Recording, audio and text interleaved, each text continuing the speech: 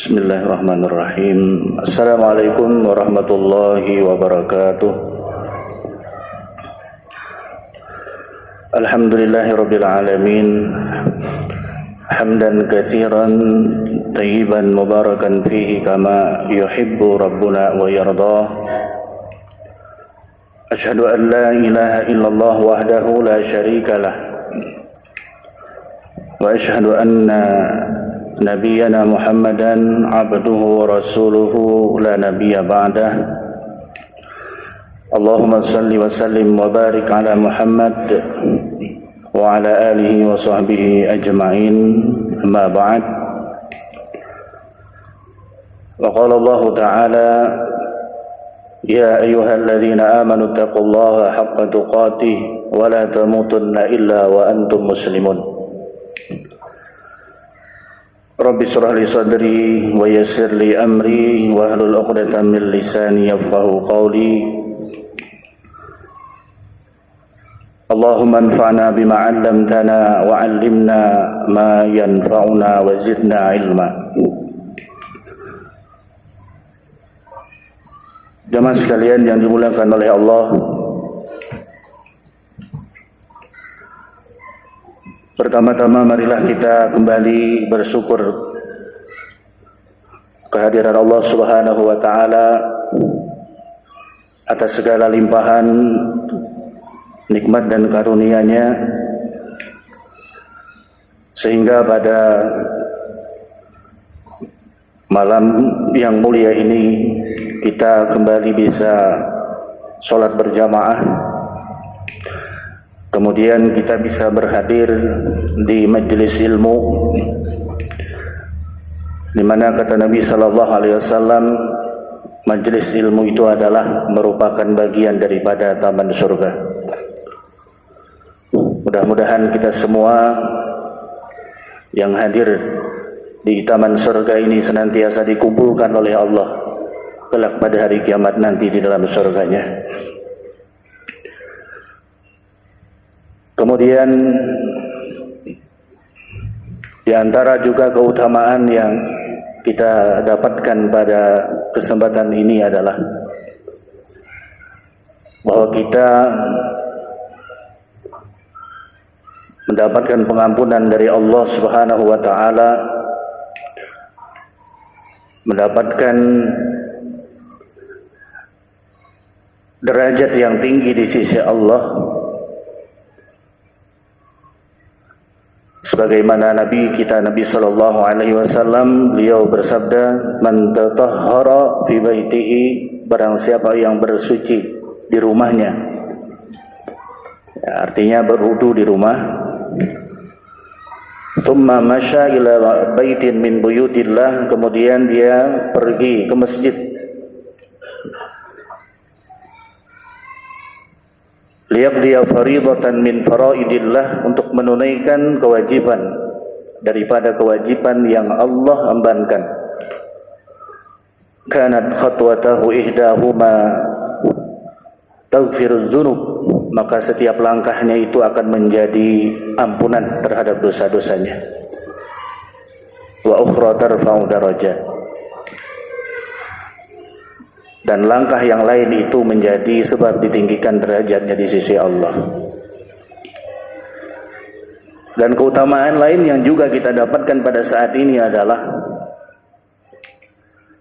sebagaimana yang dijelaskan oleh Nabi kita sallallahu alaihi wasallam, man masya ila masjid la yuridu illa ayyata'allama ilman, barang siapa yang berjalan ke masjid, menuju masjid, dia tidak menginginkan sesuatu kecuali dia ingin belajar, au yu'allima, atau mengajarkan ilmu, kana ajruhu ka ajri hajatin wa umratin, maka kata Nabi sallallahu alaihi wasallam, ganjaran itu seperti orang yang menunaikan ibadah haji dan ibadah umrah. Hanya dengan berhadir di majelis ilmu,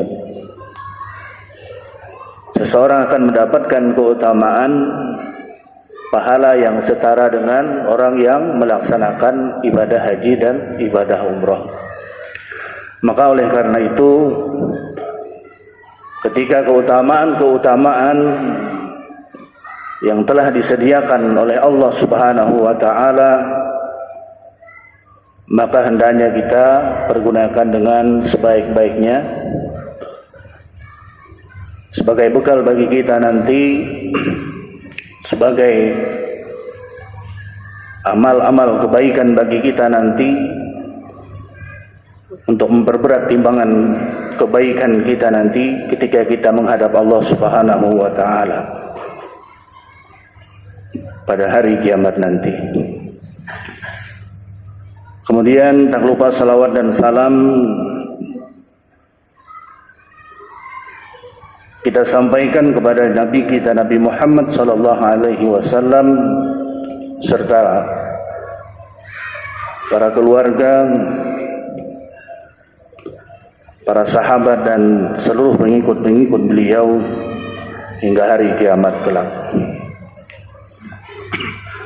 Ma'asyiral muslimin wal muslimat rahimani wa rahimakumullah. Kembali kita melanjutkan kajian kita Kitab Syama'il Al-Muhammadiyah yang menjelaskan tentang kepribadian baik berupa sifat, bentuk fisik, karakteristik Rasulullah sallallahu alaihi wasallam. Di mana pada kesempatan yang lalu kita sama-sama telah membahas tentang libasu Rasulullah sallallahu alaihi wasallam, pakaian yang disukai oleh Rasulullah sallallahu alaihi wasallam. Jamaah sekalian yang dimuliakan oleh Allah, bahwa hukum asal daripada pakaian itu adalah mubah. Artinya adalah bahwa apa saja pakaian yang kita pakai, hukumnya adalah boleh. Kecuali ada beberapa larangan-larangan yang sudah dijelaskan oleh Allah di dalam Al-Quran dan di dalam hadis Nabi sallallahu alaihi wasallam. Bahwa di antara larangan-larangan ketika seseorang itu berpakaian, di dalam Al-Quran sudah dijelaskan oleh Allah dalam surah Al-A'raf ayat 31. Allah Subhanahu wa taala berfirman, "Ya bani Adam, khudhu zinatakum 'inda kulli masjidin." Wahai sekalian anak Adam, kata Allah, pakailah pakaian dan perhiasan yang terbaik oleh kalian ketika kalian masuk ke dalam masjid. Artinya apa? Artinya bahwa ketika kita masuk ke masjid untuk beribadah, maka seyogyanya kita memilih pakaian yang terbaik. Jadi kada sembarangan pakaian. Tentu saja pakaian yang suci dari najis. Kemudian wakulu washrabu wala tusrifu, makanlah dan minumlah, kata Allah, wala tusrifu, dan janganlah kalian berlebih-lebihan. Nah, makan, minum tidak berlebih-lebihan. Makna daripada al-israf di sini adalah at-tabdzir, mubadzir. Jadi ada orang namakan itu mubadzir. Sapamantang makanannya itu nyaman lalu dimakan seberataan, padahal perut ini sudah kenyang. Begitu pula dengan minuman, ketika ada minuman yang nyaman-nyaman dirasani berataan. Nah, sehingga kemudian kita lebih mengutamakan keinginan daripada kebutuhan. Nah, itu yang dimaksud dengan israf, tabdzir, mubadzir. Nah, Innahu la yuhibbul musrifin. Sesungguhnya Allah tidak menyukai orang-orang yang mubazir, orang-orang yang berlebih-lebihan. Nah, ini diantara larangan dalam hal berpakaian. Kemudian dalam hal berpakaian juga kita dilarang ketika kita berpakaian itu tidak sesuai syar'i, tidak sesuai syariat agama kita. Misalnya berpakaian tidak menutup aurat. Nah, bagi perempuan pakaian yang terlalu ketat, kintat baju yang dipakai, celana yang dipakai itu terlalu ketat, terlalu transparan, atau menonjolkan bentuk tubuh sehingga membuat fitnah.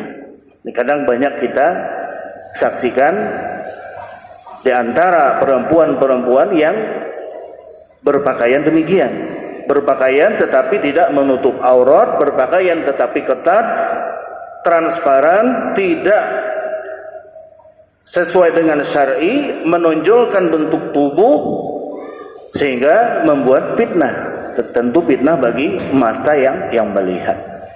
Betapa besar dosa yang didapat. Nah, kemudian pakaian yang dilarang juga adalah ketika seseorang itu sombong di dalam berpakaian. Nah, pada dasarnya mubah, boleh pakaian apapun yang kita pakai, tapi kalau didasari oleh sifat sombong maka ini menjadi terlarang. Hal ini sebagaimana sabda Rasulullah sallallahu alaihi wasallam, "Qul washrab walbas wa tasaddaq fi ghairi sarafin wala makhilatin." Makanlah, minumlah, berpakaianlah, bersedekahlah fi ghairi sarafin, dengan tidak berlebih-lebihan, wala makhilatin, dan tidak sombong. Nah, di samping itu juga pakaian yang dilarang adalah pakaian yang terbuat dari sutra bagi laki-laki. Dalam hadis Nabi SAW menjelaskan, janganlah memakai sutra, karena sesungguhnya orang yang memakainya di dunia tidak akan memakainya lagi di akhirat. Nah, ini bagi laki-laki. Bagi perempuan boleh memakai sutra. Kemudian yang perlu diperhatikan juga dalam hal berpakaian adalah dilarang ketika seorang pria berpakaian menyerupai wanita. Sebaliknya, wanita berpakaian menyerupai laki-laki. Nah, ini jelas dilarang oleh Rasulullah sallallahu alaihi wasallam di dalam sebuah hadis dari Ibnu Abbas yang diriwayatkan oleh Al-Bukhari. Rasulullah sallallahu alaihi wasallam melaknat orang-orang, terutama laki-laki yang menyerupai wanita dan wanita yang menyerupai laki-laki. Nah, kemudian di antara larangan-larangan dalam hal berpakaian juga adalah memakai pakaian yang menyerupai orang-orang kafir. Tasyabbuh bil kuffar, menyerupai orang-orang kafir. Nah, maksudnya adalah menyerupai orang-orang kafir dalam hal adat pakaian mereka. Nah, kalau orang kafir itu biasanya pakai baju kaos biasa. Itu lumrah, boleh. Artinya ketika ada orang kafir memakai celana levis misalnya, itu boleh. Tapi yang dilarang di sini adalah ketika seseorang berpakaian dan pakaian tersebut adalah merupakan ciri khas orang-orang kafir. Misalnya berpakaian seperti biksu. Nah, orang Hindu itu kan biasanya pakai, atau menyerupai pendeta lah, pastor, menyerupai pastor. Atau misal kalau orang Nasrani itu biasanya apa itu Pak? Yang pakai topi, apa itu? Ya, artinya menyerupai dengan kebiasaan orang-orang kafir. Nah, ini adalah merupakan hal yang terlarang juga di dalam berpakaian. Jamaah sekalian yang dimuliakan oleh Allah Subhanahu wa taala. Nah, inilah di antara larangan-larangan dalam hal berpakaian. Maka ketika semua larangan-larangan tersebut bisa kita hindari, jenis pakaian apapun yang kita pakai, maka hukumnya adalah mubah, boleh. Hendak pakai baju kaos kah, hendak pakai selawar kah, hendak pakai tapih kah, hendak pakai baju kemeja kah, nah itu semuanya boleh. Asal larangan-larangan yang telah dijelaskan oleh agama kita itu bisa kita hindarkan. Kemudian jamaah sekalian yang dimuliakan oleh Allah, tentang hal pakaian yang dipakai oleh Rasulullah sallallahu alaihi wasallam, dalam sebuah hadis dari Ummu Salamah ummul mukminin, qalat, Ummu Salamah berkata, kana ahabbu siyabi ila nabi sallallahu alaihi wasallam al-qamis. Bahwasanya pakaian yang disukai oleh Nabi itu adalah al-qamis. Beliau menyukai gamis. Jadi Nabi itu lebih menyukai memakai gamis. Nah, kemarin sudah ulun sampaikan kenapa jadi gamis itu merupakan pakaian yang paling disukai oleh Nabi, karena memakai gamis itu lebih ringkas. Nah, daripada ketika seseorang itu memakai sarung dan rida, itu 2 kali pakai. Nah, karena Nabi Shallallahu Alaihi Wasallam beliau selain memakai gamis, beliau juga memakai 2 helai kain. Yang pertama beliau gunakan untuk rida, untuk selempang. Nah, kayak orang berihram itu. Kemudian yang kedua adalah kain yang beliau sarungkan. Nah, ini lebih rumit, istilahnya lebih ringkas nang pakai gamis langsung sekali pakai sudah selesai. Nah, jadi gamis adalah merupakan bagian daripada sunnah Rasul Sallallahu Alaihi Wasallam. Bukan kearab-araban, bukan arabisasi, bukan. Jadi orang yang mengatakan orang yang bergamis itu kearab-araban perlu dipertanyakan. Nah, ini sudah jelas bahwasanya salah satu pakaian yang dicintai oleh Nabi, yang disukai oleh Nabi itu adalah gamis. Jamaah sekalian yang dimuliakan oleh Allah, kemudian dalam pembahasan yang selanjutnya, mas-sunnah inda labsi saubin jadid. Apa yang disunahkan ketika kita memakai pakaian nang baru? Jadi apabila kita itu menukar baju atau apa aja pakaian nang hanyar, napa nang disunahkan oleh Rasul sallallahu alaihi wasallam. Dalam hal ini ada sebuah hadis yang berasal dari Abi Sa'id Al-Khudri. Abu Sa'id Al-Khudri berkata, kana Rasulullah sallallahu alaihi wasallam idza istajadda thawban sammahu bismihi. Abu Sa'id Al-Khudri beliau berkata bahwasanya Rasulullah sallallahu alaihi wasallam apabila beliau itu memakai pakaian yang baru, sammahu bismihi, Nabi itu menyebutkan nama pakaiannya. Imamatan, apakah itu yang dipakai beliau itu adalah selendang, au qamisan, au ridaan. Apakah yang dipakai beliau itu imamah? Imamah itu ini Pak, apa itu? Bolang, atau bisa kita katakan kupiah. Qamisan, apakah ketika beliau memakai gamis baru ataukah ketika beliau memakai selendang ridaan atau selendang yang baru. Nah, jadi beliau menyebutkan nama barangnya, barang nang baru itu apa? Summa yaqul, kemudian Nabi sallallahu alaihi wasallam beliau mengatakan, artinya beliau berdoa, Allahumma lakal hamdu kama kasautanihi.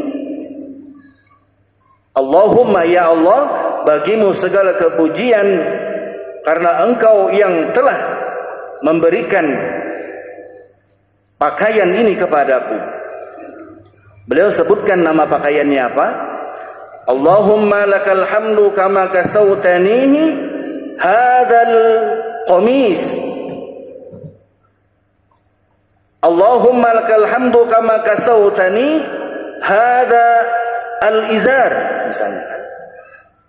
Kalau kita bisa bahasa Arab misalnya, ya Allah, engkaulah yang telah memiliki kepujian, kama kasautani, sebagaimana engkau telah memberikan pakaian kepadaku, pakaian yang berupa al-izar, sarung, pakaian yang berupa al-qamis, sebutkan namanya.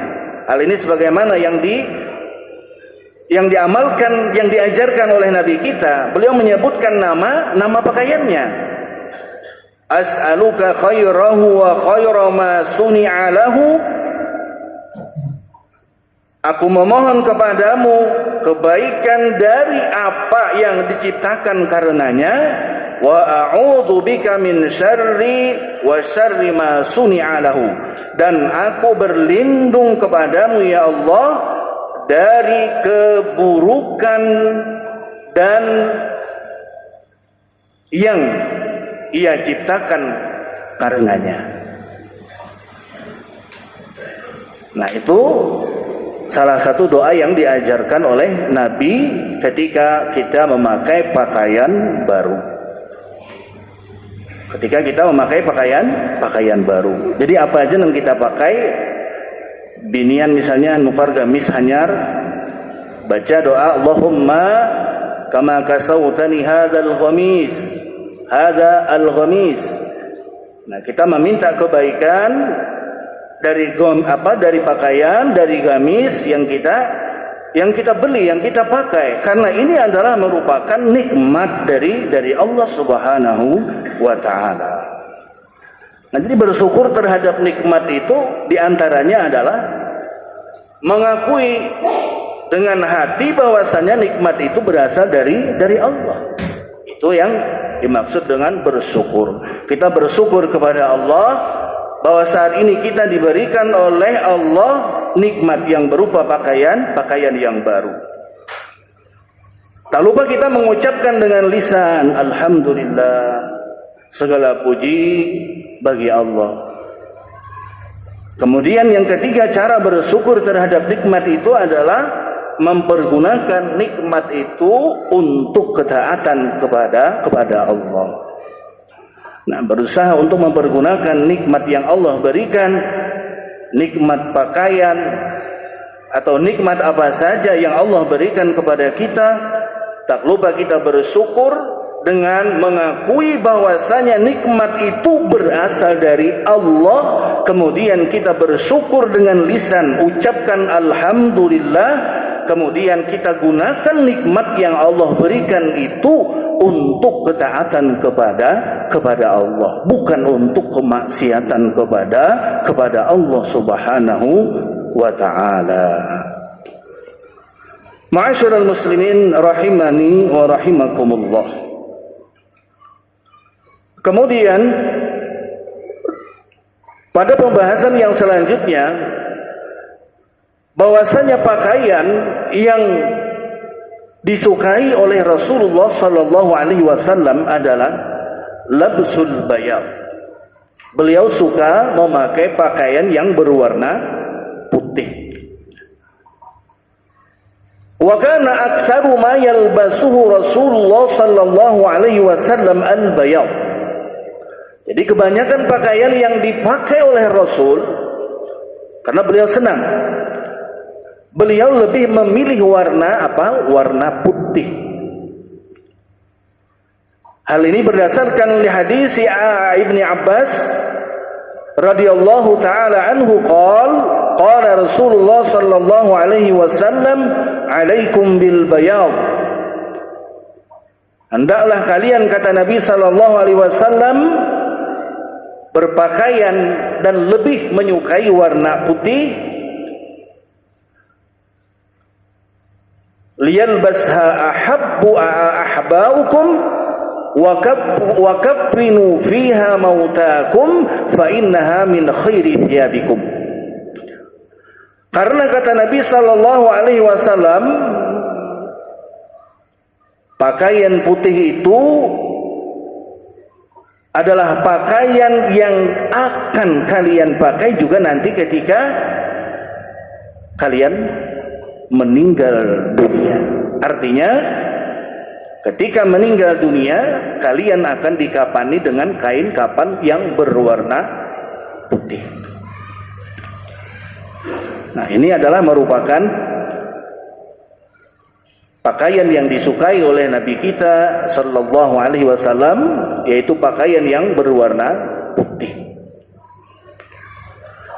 Jamaah sekalian yang dimuliakan oleh Allah Subhanahu wa taala. Kemudian pada pembahasan yang selanjutnya masih terkait tentang barang-barang yang dipakai oleh Nabi kita sallallahu alaihi wasallam. Dalam hal ini al-muallif, pengarang kitab ini, menjelaskan pada bagian yang selanjutnya adalah pembahasan yang terkait tentang lubsu Rasulullah sallallahu alaihi wasallam lil khuffi. Bagaimana Rasulullah sallallahu alaihi wasallam beliau ketika memakai khuf. Apa itu khuf? Ada yang tahu lah, Pak? Khuf biasanya disebut dengan labsul khuffaini, memakai dua sepatu. Jadi khuf itu sejenis sepatu yang menutupi mata kaki. Jadi sepatu, kalau sepatu sandal itu lain, karena tidak menutupi mata kaki. Biasanya sepatu yang menutupi mata kaki, yang seharusnya kita basahi ketika kita basuh ketika kita berwudu, sampai mata kaki kan minimal. Nah, jadi khuf itu adalah sepatu yang terbuat dari kulit yang tidak bisa tembus air, yang menutupi mata kaki, dan ini biasa dipakai oleh Rasulullah sallallahu alaihi wasallam. Dan ketika Nabi sallallahu alaihi wasallam berwudu, beliau tidak melepas kedua khuf beliau, akan tetapi beliau hanya mengusap bagian atas daripada khuf tersebut. Nah, ini adalah merupakan sebuah rukhsah kita di dalam beragama. Nah, kemudian jamaah sekalian yang dimuliakan oleh Allah Subhanahu wa taala, dalam hal memakai khuf ada sembarangan juga, ada syarat-syaratnya.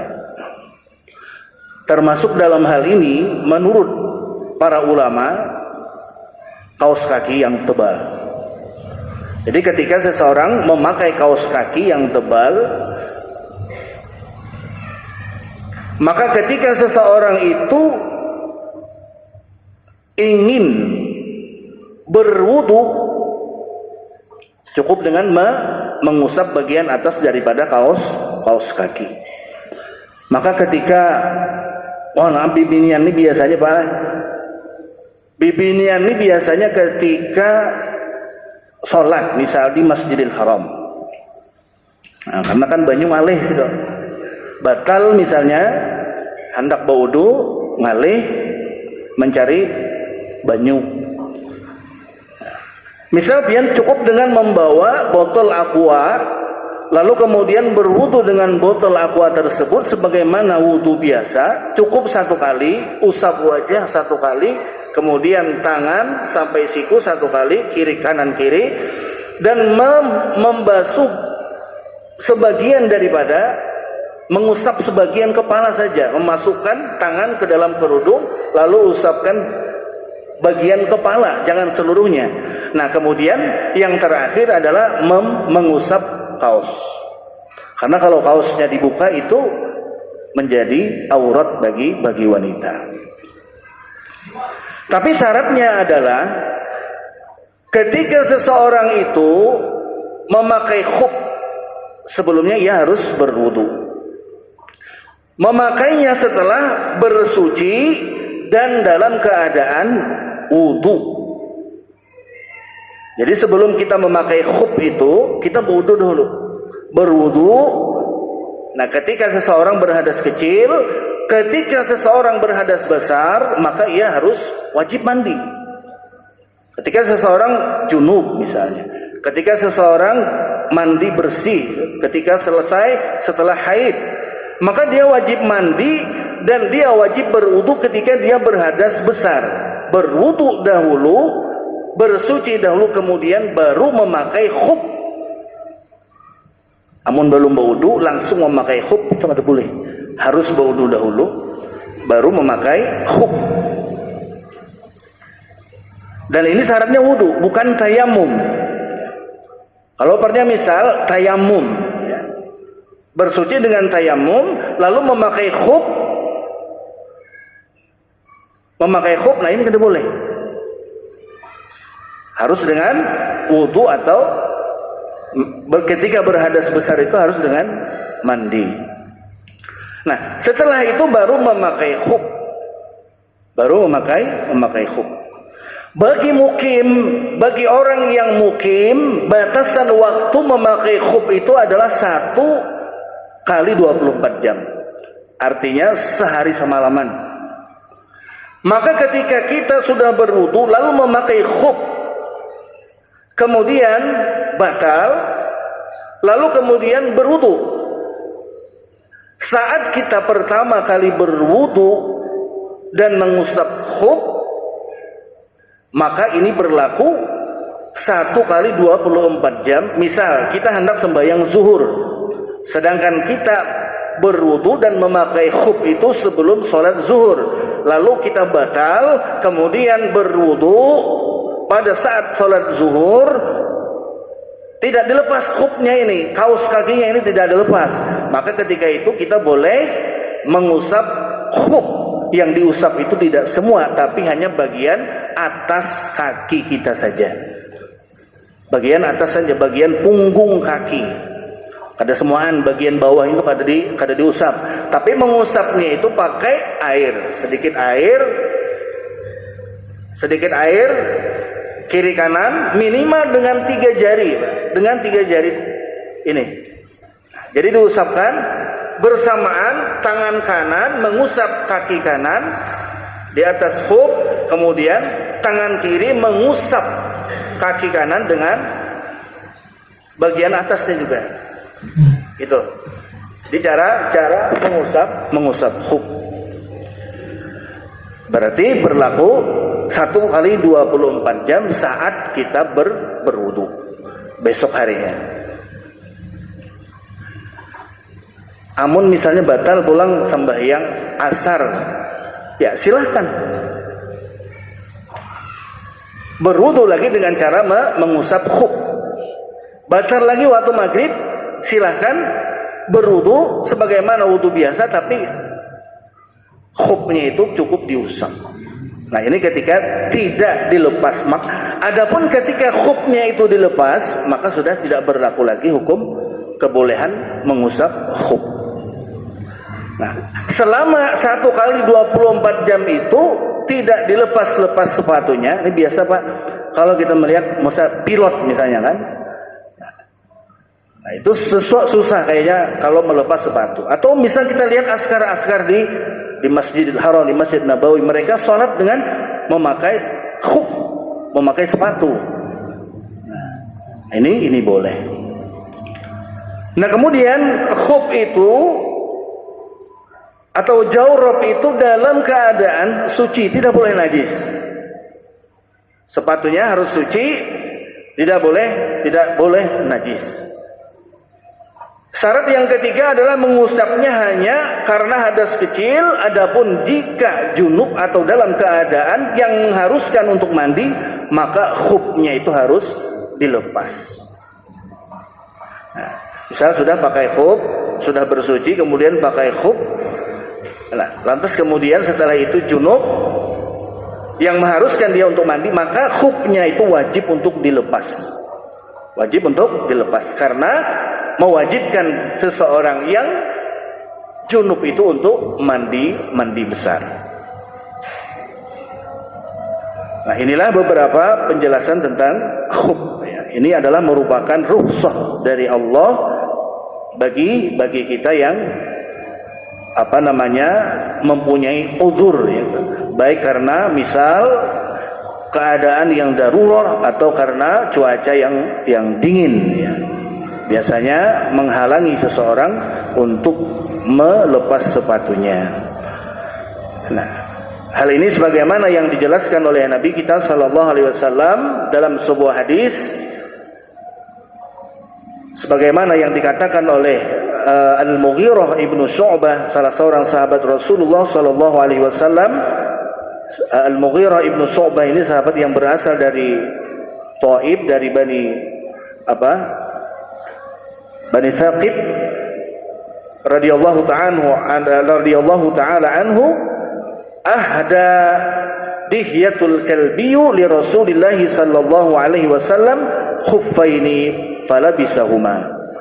Pada satu ketika Dihyah al-Kalbi menghadiahkan kepada Rasulullah sallallahu alaihi wasallam dua khuf, kemudian falabisahuma, dan Nabi langsung memakai khuf tersebut. Dari hadis ini bisa diambil sebuah pelajaran bahwasanya ketika Dihyah al-Kalbi memberikan hadiah kepada Rasul yang berupa dua sepatu khuffain falabisahuma, Nabi langsung memakainya. Nah, di sini ada kata dari ada huruf fa, ya. Jadi kalau dalam bahasa Arab itu ada fa, artinya maka langsung Nabi memakainya. Tidak ada jeda. Ketika diserahkan, diberikan hadiah kepada Nabi, Nabi langsung mengambil, lalu Nabi langsung memakai. Berbeda dengan wa, ya. Ketika ada wa dan itu bisa jadi ada jeda. Wa dan, ya. Misal contoh ketika ahda dihyatul kalbi li Rasulillah sallallahu alaihi wasallam khuffain wa yalbisahuma. Kemungkinan ada jeda ketika diberikan hadiah, atau summa ini makin banyak lagi jedanya, tidak langsung dipakai oleh Rasul sallallahu alaihi wasallam. Ini adalah sebuah pelajaran bahwasanya Nabi itu adalah sosok yang begitu tawadhu, sosok yang begitu rendah diri. Walaupun hadiah yang diberikan oleh Dihyah al-Kalbi tidak begitu berharga, tapi Nabi menghargai pemberian tersebut. Tapi Nabi menghargai dengan langsung memakai pemberian tersebut. Nah, ini adalah merupakan bagian dari tata cara seseorang berterima kasih atas pemberian yang diberikan oleh seseorang. Ketika seseorang memberikan hadiah kepada kita, ucapkan syukran, jazakallah, terima kasih, semoga Allah membalas dengan pahala yang berlipat ganda.